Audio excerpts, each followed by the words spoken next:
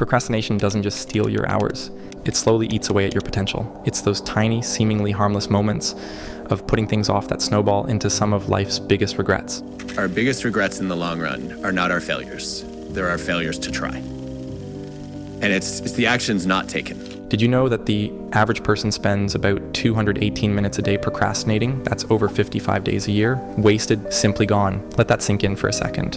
What could you do with those 55 days, or let's say 2 months of extra lifetime? Learn a new skill? Launch that dream project you keep putting off? Maybe even start building the life you've always imagined? So then you might ask yourself, well, what's the best antidote to the discomfort of life? And you might say, well, it's comfort. But here's the truth. Life will always have discomfort. The question is, are you going to sit in the discomfort of regret and stagnation, or embrace the discomfort of growth and change? Today, we're not just talking about procrastination, we're tackling it head on. I'm going to walk you through simple, practical tools to help you take control of your time, unlock your potential, and start making progress that actually sticks. And trust me, you're going to want to stick around until the end, because I've got a bonus strategy that's a total game changer. I think we should take some time to be able to look in the mirror and own that thing that we pulled off and go, good job. That's what you wanted. That's what you got. So grab a quiet spot, clear some space, and let's get to work. This is your time to break free from procrastination and create a future you'll be proud of. My friend, let's start with something we've all experienced. Staring at a task or project, knowing it needs to get done, but somehow hours slip by and nothing happens. Why?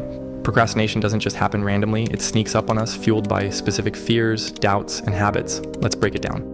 Have you ever been so worried about messing something up that you didn't even start?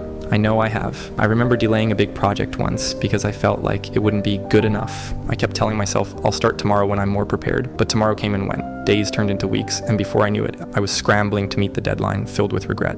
Here's the truth. Fear of failure is really just perfectionism in disguise. We don't want to start unless we're sure we'll succeed, but that mindset is a trap. As one of my favorite quotes says, if you never take a risk, that's actually a risky way to live your life. Avoiding action because of fear means missing out on growth and opportunities. Motivation can feel like a rare resource. Sometimes the goals we set feel so overwhelming or unclear that even starting seems impossible. My friend, have you ever stared at your to-do list and thought, where do I even begin? That's a common feeling, and it's one of procrastination's best friends. Think about it this way. If you have 10 tasks in front of you and they all seem equally urgent, your brain doesn't know where to focus. The result, you do nothing. But here's the secret. Clarity creates motivation. When you know exactly what needs to be done and why, starting becomes much easier.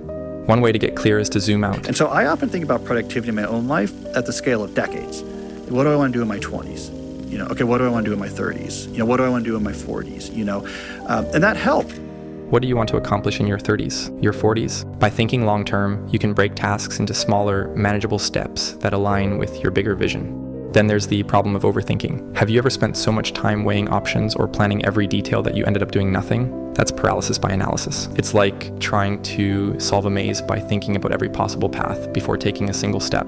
I've been there too. A while back, I needed to make a decision about whether to pursue a side project. I kept analyzing the risks, the potential outcomes, and how it might affect my other commitments. Days passed, and I was no closer to making a decision. What I learned is that overthinking creates the illusion of productivity, but it's really just avoidance. When we spend too much time overanalyzing, we're robbing ourselves of the focus needed to actually move forward. My friend, I know this feeling all too well, being caught in the endless loop of what ifs and maybes. But I'm curious about you. Have you ever found yourself stuck, overthinking a decision for so long that it felt like you were making progress, but really you were just standing still? Share your story in the comments below. Let's learn from each other and find ways to break free from the cycle of overthinking. Okay, so now let me tell you some practical strategies that truly help in overcoming procrastination. 1. The 2-minute rule. Start small, build momentum. Imagine this, my friend. You have a massive task ahead of you and it feels overwhelming, almost paralyzing. You think, where do I even begin? That's where the 2-minute rule comes in as your ultimate productivity hack. The idea is simple. If a task takes less than 2 minutes to complete, do it immediately. This could be as small as replying to an email, jotting down an idea, or tidying up your workspace. These small wins build momentum and make larger tasks feel more manageable. Let me share a personal example. A while ago, I was stuck on a big writing project. The blank page felt intimidating, like it was mocking me. I thought, I'll never get this done. Then I decided to write just one sentence. That one sentence turned into a paragraph, and before I knew it, I had written a page. The key? Starting. You see, action creates momentum. When you take even the smallest step, it builds confidence and reduces the mental resistance that procrastination thrives on. Tomorrow doesn't matter. But if you're doing this most days for the next 4 months, like that's going to matter, you know? This reminds us that consistency, even in small efforts, leads to big results over time. 2, time blocking. Structure your day for success. Time is our most precious resource, yet it's easy to let it slip away unnoticed. That's why time blocking is a game changer for productivity. By assigning specific time slots to your tasks, you take control of your schedule and eliminate the guesswork. Here's how it works. Divide your day into chunks dedicated to focused work, breaks, and relaxation. I use the Pomodoro technique, working for 25 minutes, then taking a 5-minute break. These short bursts of focus keep me energized and prevent burnout. But time blocking is more than just a technique. It's about being intentional. Treat these time blocks like appointments with yourself. Would you cancel a meeting with your boss? No? Then don't cancel on yourself either. A personal example. When I first started using time blocking, I realized how much time I was wasting on unimportant tasks. By dedicating focused periods to high priority work, I accomplished more in a day than I used to in a week. So attention is crucial for achieving goals and problem solving. And to me, those are the 2 of the most important things in life. Protecting your attention is the key to unlocking your potential. 3, prioritize like a pro, the Eisenhower matrix. Not all tasks are created equal, and understanding this is vital for overcoming procrastination. Successful people excel at prioritizing, and one of the best tools for this is the Eisenhower matrix. This method divides tasks into 4 categories: urgent and important, tasks you must do immediately; important but not urgent, tasks to schedule for later; urgent but not important, tasks to delegate or minimize; neither urgent nor important, tasks to eliminate. Let me give you an example. I used to spend hours answering emails the moment they arrived. It felt urgent but wasn't always important. Once I started using the Eisenhower matrix, I realized those emails could wait, and I focused on more meaningful projects instead. The world is complicated, and you might want to take a good bit of time to think about one thing. This means focusing on what truly matters and giving it your full attention. By categorizing your tasks, you can prioritize effectively and avoid wasting time on trivial matters. 4, eliminate distractions, protect your focus. Let's be real, my friend. Our phones are often our biggest enemies when it comes to procrastination. With constant notifications, social media, and endless scrolling, it's no wonder we struggle to stay focused. Here's what I've learned. Distraction is a choice. If you want to protect your focus, you need to eliminate distractions intentionally. Here are some practical tips. Turn off notifications. Silence the constant pinging of your phone. Create a dedicated workspace. Set up an area free from distractions where you can focus. Use apps to block distractions. Tools like Freedom or Focus can temporarily block social media and other distractions. Keep your phone in another room, out of sight, out of mind. I remember a time when I couldn't focus for more than 10 minutes without checking my phone. It felt impossible to break the habit, but once I started keeping my phone in another room during work hours, my productivity soared. You and me, we're not going to give away our phones, nor should we, right? We're not going to abandon this technology. We could make the technology work for our attention rather than against it. Use technology wisely to serve your goals, not distract you from them. 5, action triggers. Automate your habits. Starting is often the hardest part of any task, and that's where action triggers come in. These are cues that link a habit you already have to a productive action. For example, before your morning coffee, write your to-do list. After brushing your teeth, spend 10 minutes organizing your workspace. Before dinner, reflect on 3 wins from the day. These small triggers create routines that make productivity effortless. It's not about relying on motivation, which can be fleeting. It's about building systems that work. Let me share a personal story. I used to struggle with writing consistently until I paired it with my morning coffee routine. Now, the smell of coffee triggers my brain to enter writing mode, and I get started without overthinking. It's not about, hustling today. It's about I came back to deep work day after day after day when other people got distracted by TikTok. Whatever. It's that coming back to what matters again and again. Consistency is key to long-term success. Now, let's talk about the underlying force driving procrastination, your mindset. More specifically, the stories you tell yourself. If your internal narrative is, "I'll never be good enough, so why bother?" then procrastination will always win. For me, everything changed when I rewrote my story. I told myself, every action I take today builds the future I want. This simple shift gave me a sense of purpose and the motivation to take action, even when it felt uncomfortable. Take a moment to reflect on the story you're living right now. Does it inspire hope, or does it keep you stuck? The most meaningful way to succeed is to help other people succeed. Align your actions with a story that not only uplifts you, but also makes a positive impact on others. Procrastination isn't a life sentence, it's a habit, and like any habit, it can be broken. By applying these strategies, you'll not only take control of your time, but also unlock your potential. Start small with the 2-minute rule, structure your day with time blocking, prioritize like a pro using the Eisenhower matrix, eliminate distractions, and create action triggers to automate your habits. My friend, what's one small step you can take today to beat procrastination? Drop a comment below. I'd love to hear your thoughts and help you take the next step on your journey to success. Let's tackle procrastination together. Let's talk about a strategy that successful people swear by, one that can truly transform how you approach your goals. It's called reverse engineering success. And my friend, it's simpler than you think. Instead of obsessing over the next step, this strategy focuses on the end goal and works backward to map out a clear path.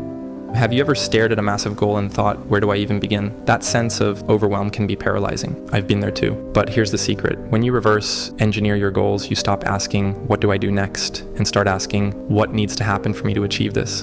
And as Mark Twain wisely said, the secret to getting ahead is getting started.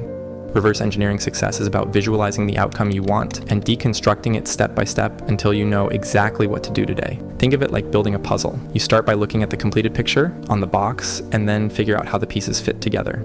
For example, let's say your goal is to run a marathon in 6 months. Instead of jumping straight into training, you break the goal into manageable stages. 1, the end goal, running 26.2 miles. 2, the milestone before the goal, running 20 miles in training. 3, the smaller milestone, building up to 10 miles. 4, the first step, running 1 mile consistently. By breaking it down, you turn an overwhelming goal into manageable tasks. Suddenly, running a marathon doesn't feel so impossible. It's just a series of steps.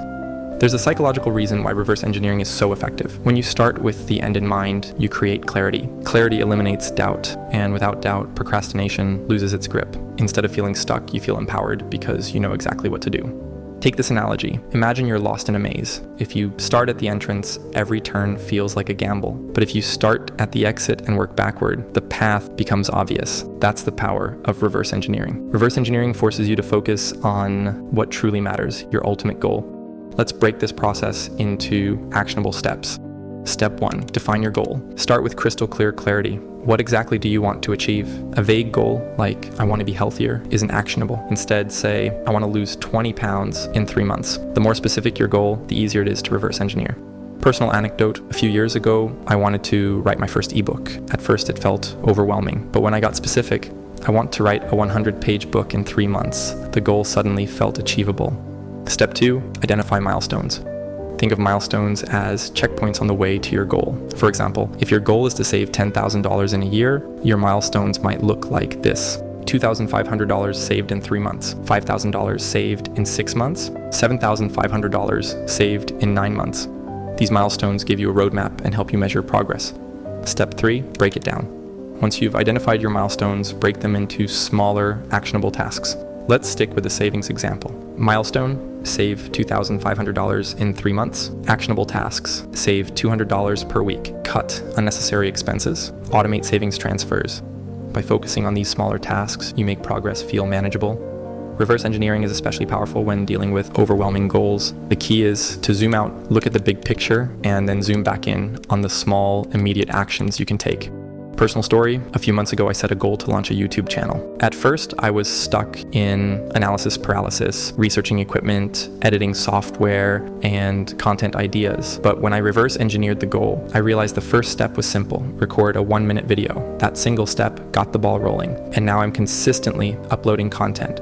Success isn't about big leaps, it's about showing up consistently.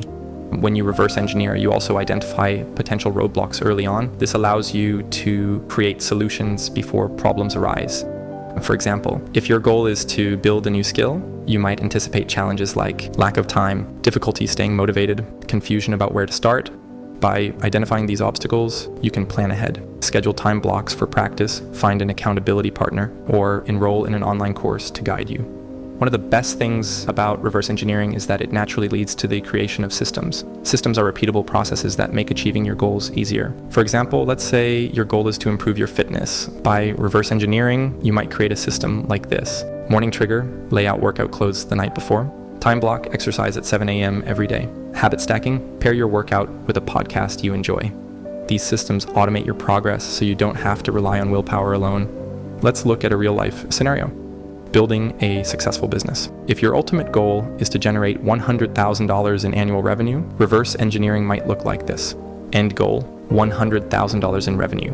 Milestone, $25,000 per quarter. Task, acquire 10 clients per quarter at $2,500 each. Actionable steps, reach out to 10 potential clients per week, build a compelling portfolio, create a referral system to attract new clients. By breaking the goal into smaller pieces, you create a clear path to success. My friend, reverse engineering is more than just a productivity hack. It's a mindset shift. It forces you to think strategically, focus on what matters, and take consistent action. Success isn't about waiting for the perfect moment or having all the answers. It's about taking the first step and figuring it out as you go.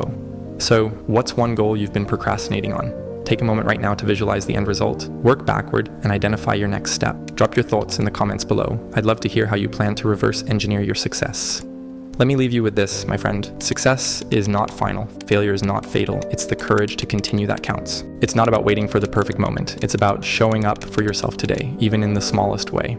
We've unpacked the tools and strategies to break free from procrastination and reclaim your time. Now the real work begins. Whether it's starting that one task you've been avoiding or simply taking a moment to reset your focus, every action counts. Progress is built one choice at a time. If you're ready to dive even deeper, I've got something for you right here. Let's keep this momentum alive. The path to getting more done and living a life of clarity and purpose is already in your hands, so don't hold back. Let's make it happen together.